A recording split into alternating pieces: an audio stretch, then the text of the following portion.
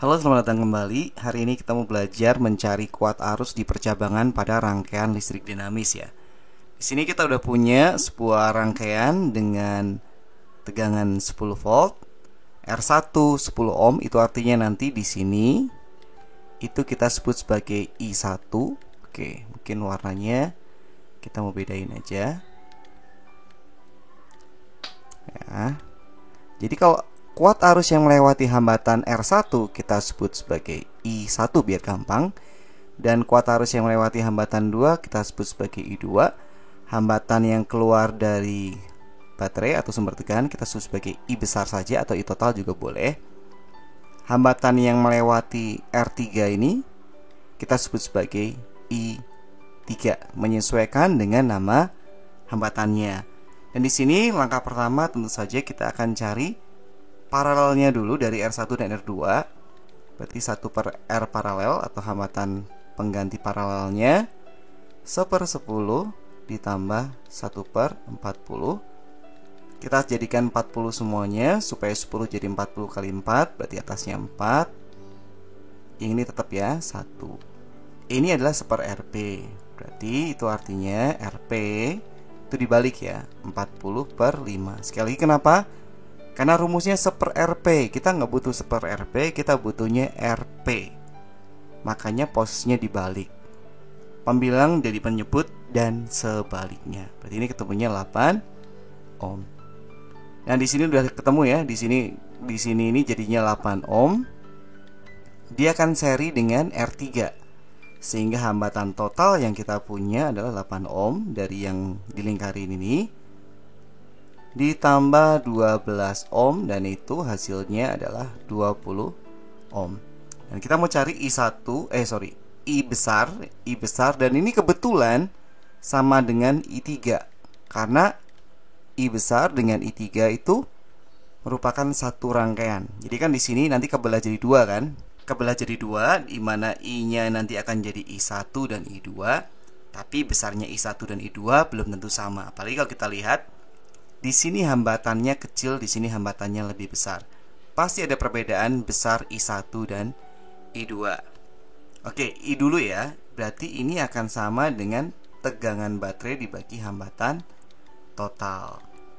10 volt kita bagi dengan 20 ohm, ketemunya adalah setengah ampere.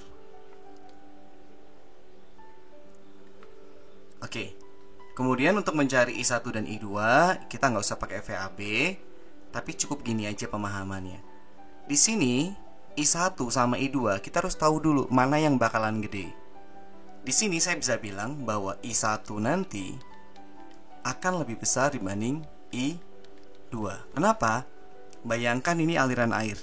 Aliran air ada penghambat kecil, masih lumayan lancar lah ya, masih lumayan deras atau besar arusnya. Sedangkan kalau di sini penghalangnya besar, lebih gede, maka alirannya tidak lancar, tidak deras. Oleh karena itu besarnya I2 nanti pasti lebih kecil. Oleh karena itu perbandingannya nanti kebalikan ya. Kebalikan. Kenapa? Kalau R-nya kecil justru arusnya besar. Kalau R-nya besar justru arusnya kecil. Cara nulisnya gini. Berarti I1 banding I2 itu sama dengan I1 kan 10 ohm, tapi kita pakai 1/, karena kebalikan seperti yang tadi dijelasin.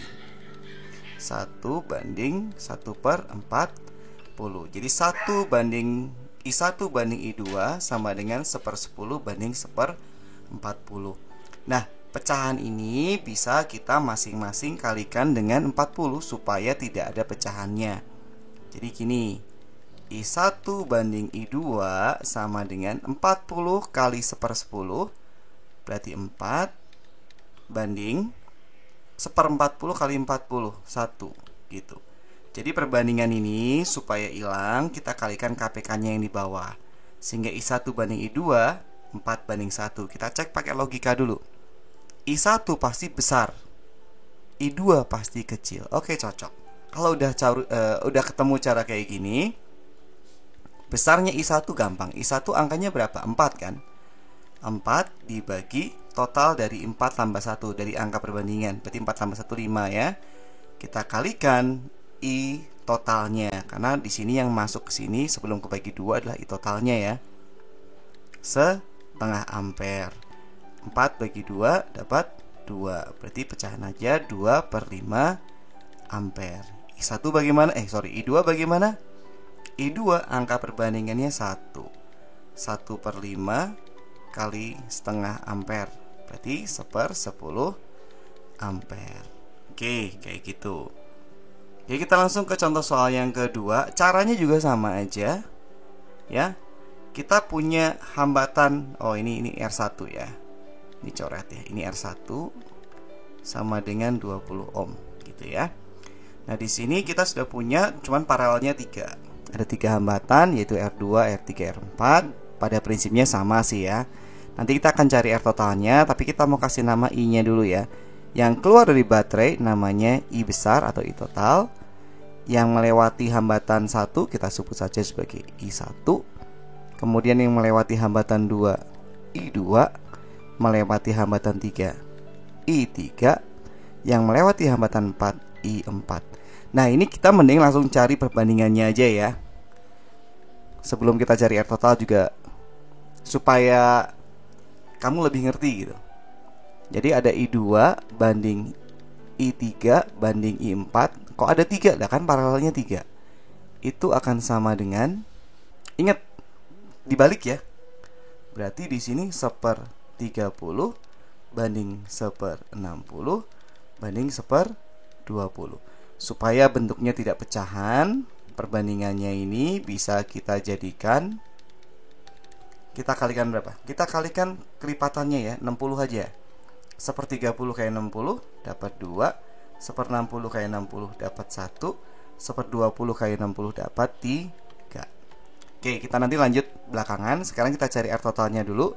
Kita cari RP-nya dulu ya. 1/R paralel sama dengan 1/30 tambah 1/60 tambah 1/20. Tentu saja sebaiknya kita jadiin 60 yang kecil aja. Supaya jadi 60, 30 dikali 2. 60-nya tetap 20 supaya jadi 60 kali 3. Nah, ingat ini adalah R 1/RP. Kita butuhnya RP. Berarti dibalik ya. RP 60 dibagi 2 tambah 1 tambah 3, 6. Berarti 10 ohm. R totalnya yang depan ditambahin ya. 20 ditambah 10 ohm.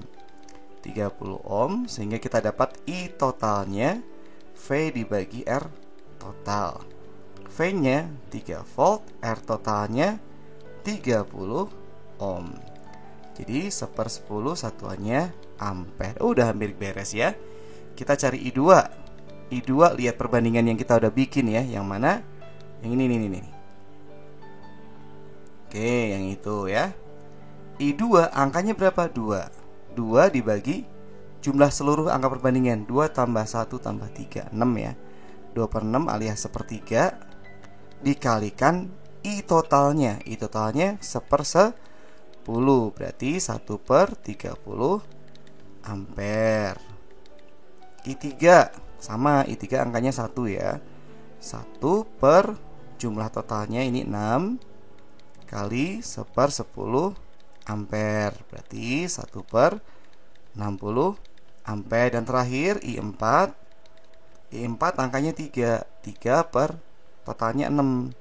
Berarti kita bisa coret, kita jadiin setengah aja ya. Setengah kali 1/10 ampere, yaitu 1/20 ampere. Nah, begitulah cara mencari kuat arus di percabangan tanpa menggunakan tegangannya, tapi cukup menggunakan pembagi arus. Semoga bermanfaat. Sampai ketemu di video berikutnya.